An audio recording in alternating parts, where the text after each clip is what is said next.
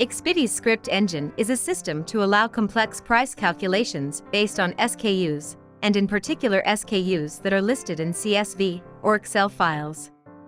How it basically works is that we need a product feed where each unique SKU has its own price and unique combinations of options and variations selected. In the back end of Expivi, you'll find the script engine menu where you can upload the SKU file under the connectors menu.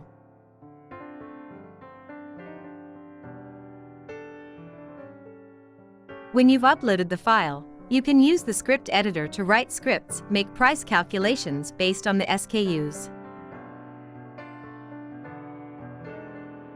Don't forget to connect the right Excel file in the Connections tab. The language used in the script editor is JavaScript. By writing your scripts, you can return the SKU of the chosen combination of options and variations of the products. This way you can make complex price calculations, or return a complete list of SKUs of complex products that can be sent to the ERP system in use. Or you can display the prices that are pulled from the ERP system that are matching the SKUs.